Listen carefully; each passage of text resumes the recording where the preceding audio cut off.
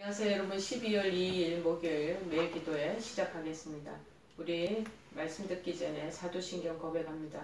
전능하사 천지를 만드신 하나님 아버지를 내가 믿사오며 그 외아들 우리 주 예수 그리스도를 믿사오니 이는 성령으로 잉태하사 동정녀 마리아에게 나시고 본디오 빌라도에게 고난을 받으사 십자가에 못 박혀 죽으시고 장사한 지 사흘 만에 죽은 자 가운데서 다시 살아나시며 하늘에 오르사 전능하신 하나님 우편에 앉아 계시다가 저리로서 산자와 죽은 자를 심판하러 오시리라. 성령을 믿사오며 거룩한 공예와 성도가 서로 교통하는 것과 죄를 사하여 주시는 것과 몸이 다시 사는 것과 영원히 사는 것을 믿사옵나이다. 아멘. 오늘 하나님께서 저희들에게 주시는 말씀은 구약성경 룻기 1장 6절 말씀 보시겠습니다. 구약성경 룻기 1장 6절입니다. 페이지 수로는 401페 400쪽이나 401쪽을 보시면 되겠습니다. 401쪽입니다. 룻기 1장 6절 말씀입니다. 다 찾으신 줄 알고 제가 봉독합니다. 그 여인이 모압 지방에서 여호와께서 자기 백성을 돌보시사 그들에게 양식을 주셨다 함을 듣고 이에 두 며느리와 함께 일어나 모압 지방에서 돌아오려 하여. 아멘. 룻기 1장 6절.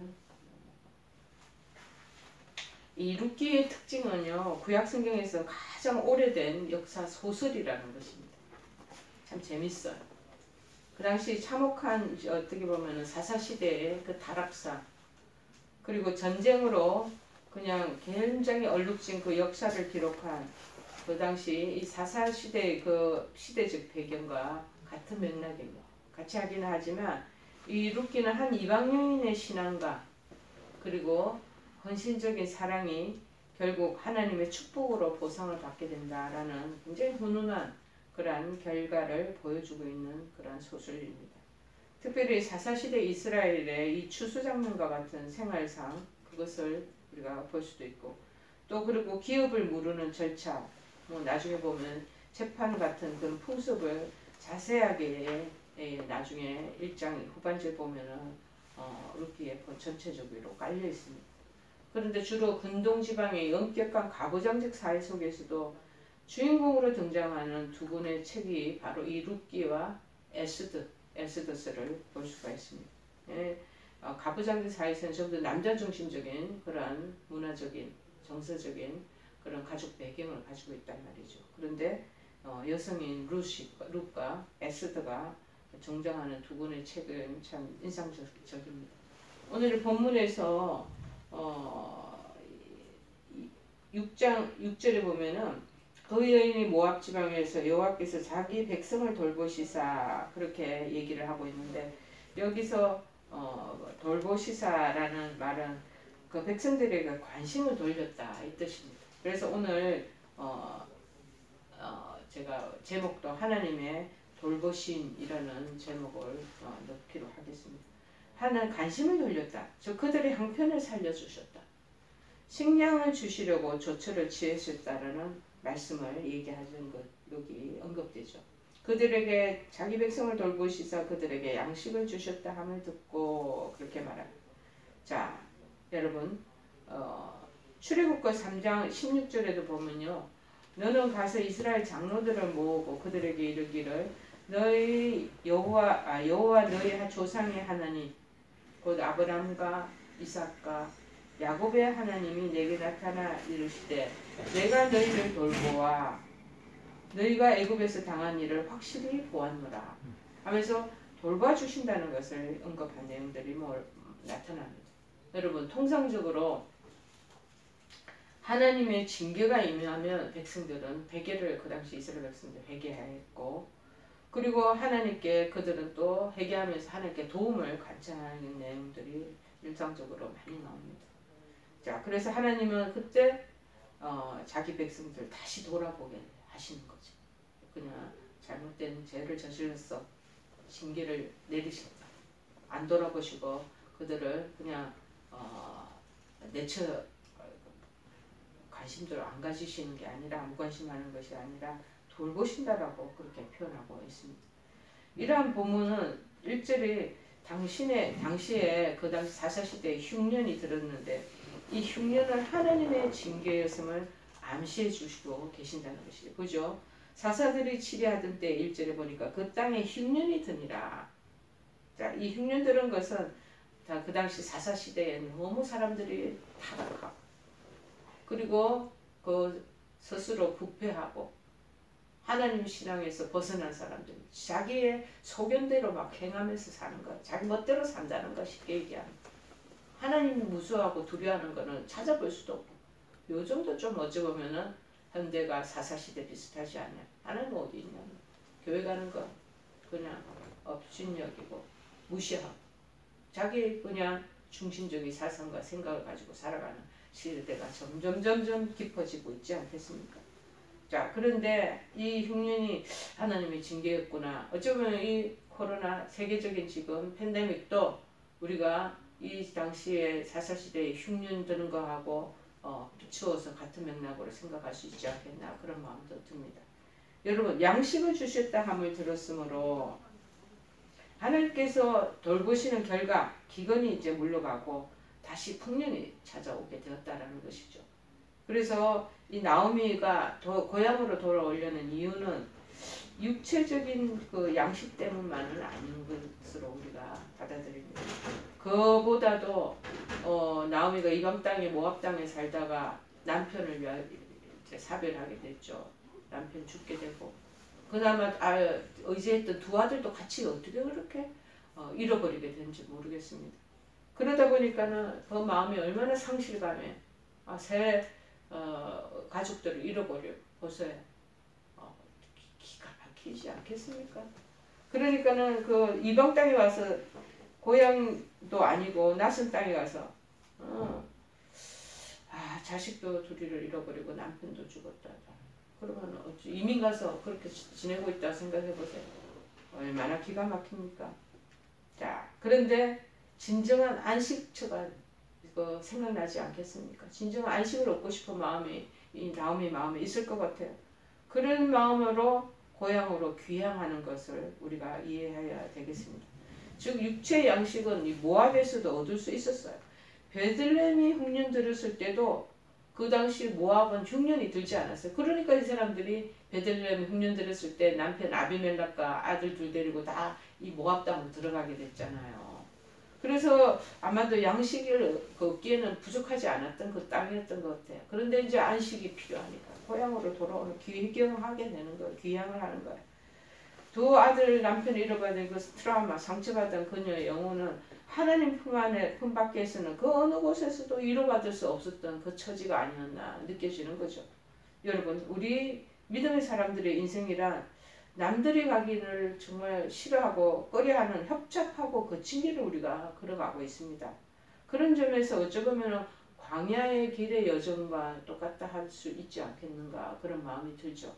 그러나 하나님께서는 이와 같이 우리가 광야의 길 여정을 가는 성도들을 결코 외면하지 않으신다는 것입니다.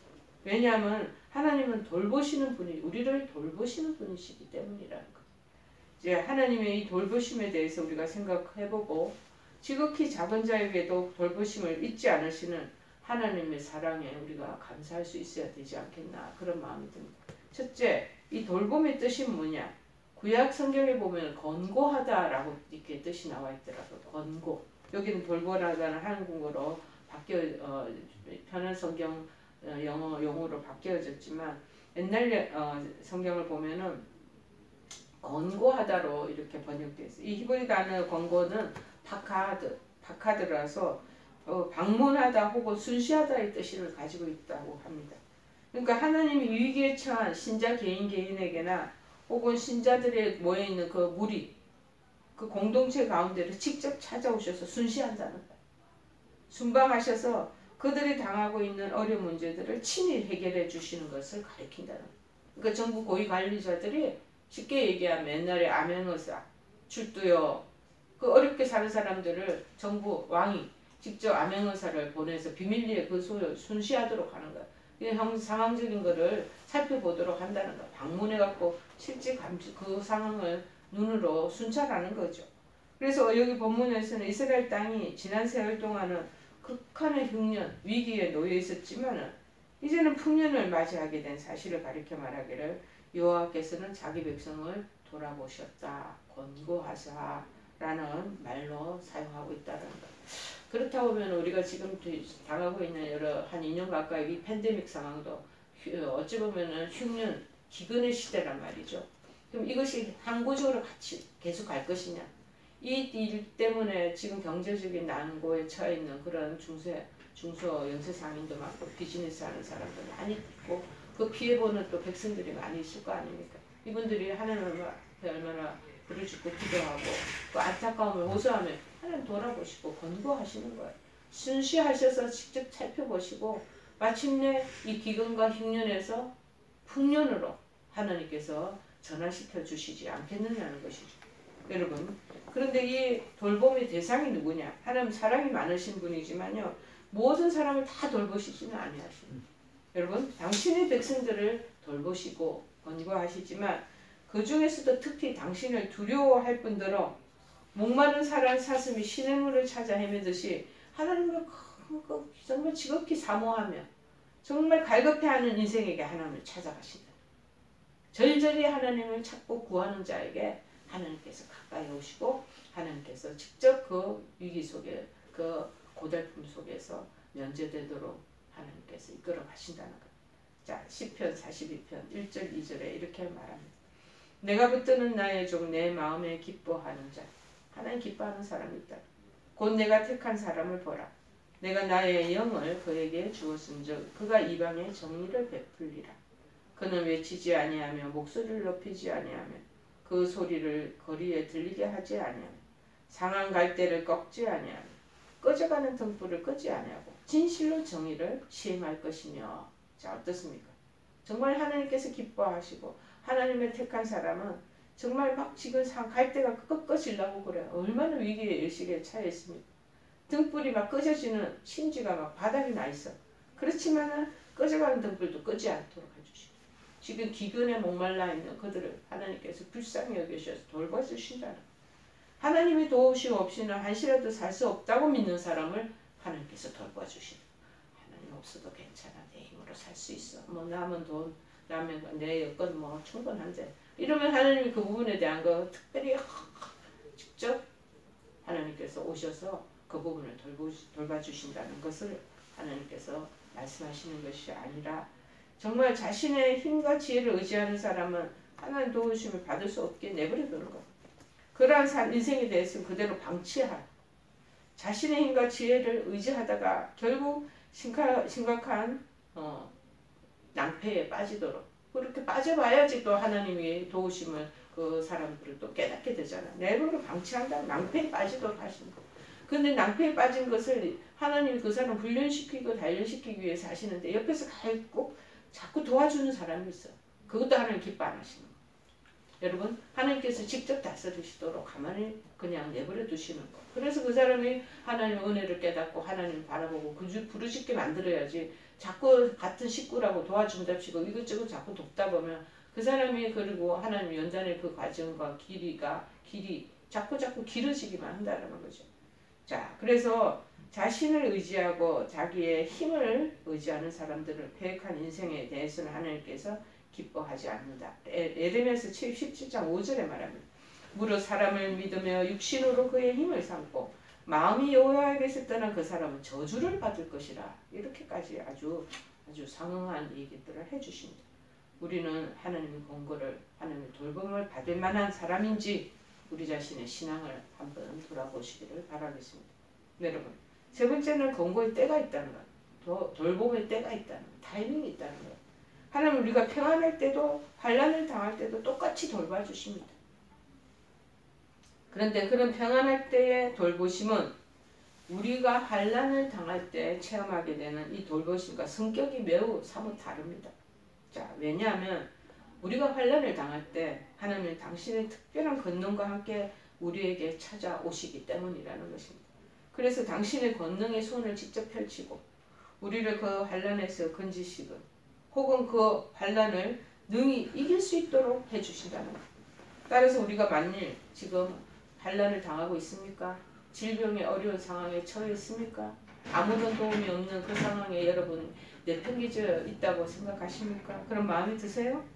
자, 심신의 고통을 그때 그래서 많이 당하고 있다면 도리어 기뻐하라고 성경은 역설적으로 우리에게 도전하고 있습니다.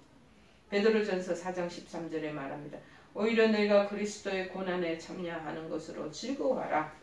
이는 그의 영광을 나타내실 때 너희로 즐거워하고 기뻐하게 하려 함이라. 그렇게 말합니다. 왜 그렇습니까?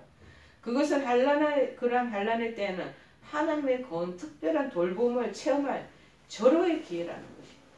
자, 만일 여러분 우리가 환난을 당하지 않는다면 우리에게는 하나님의 이 돌봄을 체험할 절호의 기회가 상실되기 때문에 저도 어렵고 역경을 수많게 많은 고비고비를 인생의 고비고비를 많이 넘어왔는데요.